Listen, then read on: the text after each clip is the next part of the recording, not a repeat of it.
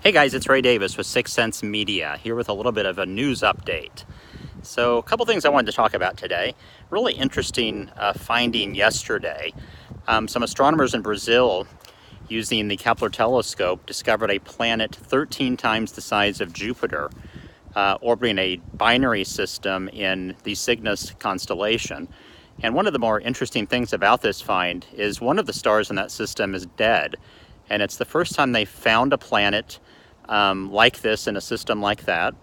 And also being 13 times the size of Jupiter kind of calls into question some of our general theories about the formation of stars and planets. As you know, traditionally the rule of thumb has been that Jupiter is about 1/10 the mass that it needs to be a star.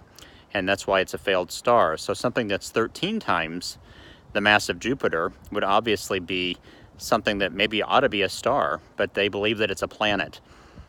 So that was pretty interesting, I thought. So I'm going to put the link to that down below, and you can check into that a little bit further.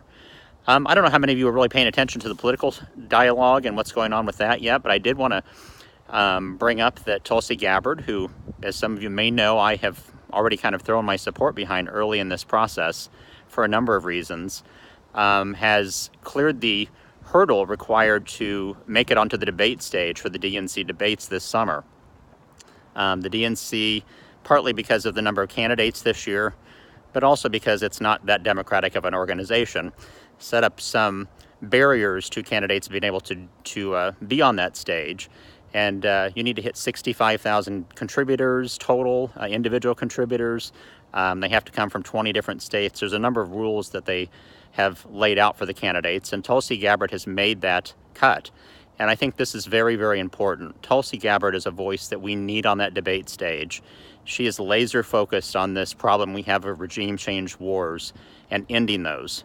And I totally agree with her that our foreign policy has been totally skewed by this approach to the world, and that we need to change that, and that really a lot of our domestic issues that we would like to address cannot be addressed as long as we're conducting these regime change wars.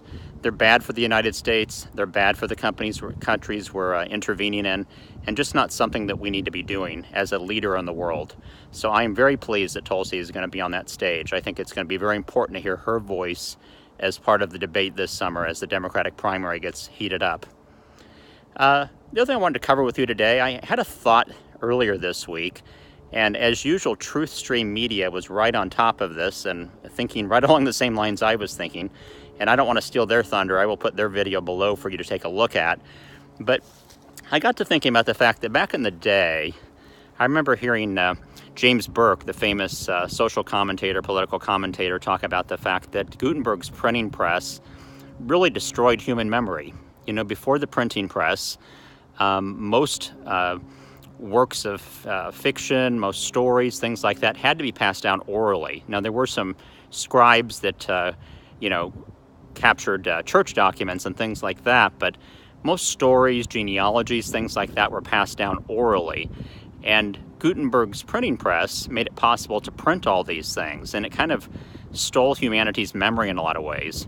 And I got to thinking that as we go more into this AI world with Alexa and Siri and some of these other AI devices where we ask them questions, we're really asking them to kind of carry knowledge around for us.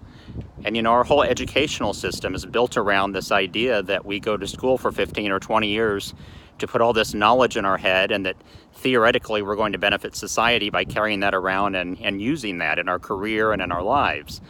But now we have the potential, because of AI and because of the enormous database that the internet has become, to consolidate all of that information in a place to where it doesn't have to be carried around in human brains anymore, and it's accessible to everybody.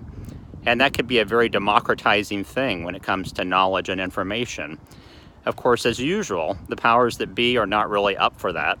And one of the things we're seeing happen in the world right now is we're starting to see a situation where we're going more away from search engines and more towards this verbal search.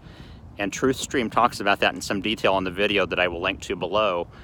But it got me thinking, you know, if we rely on these devices to give us information, And we already know that the way search engines are being skewed by algorithms and things like that to block out certain information. What happens when we get reliant on whatever answer Siri or Alexa gives us? That kind of becomes a problem for our freedom, for knowledge, and that kind of thing. Now, it's not that big a deal, I guess, if I ask how tall the Eiffel Tower is, and it tells me it's 984 feet, or it tells me that it's 1,000 feet or whatever. Like I said, that's not that big of a deal, probably. But when it comes to important issues, it does matter. And who's controlling the algorithm that gives that answer out? It reminds me, I always say that there's a Star Trek episode for everything. And there was a Star Trek The Next Generation episode back in the first season that the Enterprise came across this kind of fabled planet of Aldea that supposedly had this advanced technology forever and shielded their planet with a cloaking device and this kind of thing. As they were introduced to this planet, they found out that the people had this technology so long and everything had been entrusted to this computer called the custodian. The custodian did everything for them. And they no longer knew how to do anything, including fix the custodian if it was broken, which it was destroying their atmosphere. And this is kind of a road that I think we are in danger of going down here if we're going to be reliant on these voice search engines where the algorithms of a few people are going to decide what information is available to you. Maybe you won't even be able to search for other information anymore. So I think we need to tread carefully into this world. It could be very democratizing for information knowledge, as I said, but I think that there's a lot of concern there that we should be taking some caution and moving along in this world. So I'm curious what you think. I would love it if you would leave your comments below. But that's kind of the update for today. I'm going to start doing more of these, both on our YouTube channel, posting them to Facebook. I really want to get into a lot of issues that are happening right now. Excuse me, it's kind of cold out here. And I look forward to having more dialogue about some of these important issues facing us and what's going on in the world. So I hope you have a fantastic day, and I will talk to you again soon.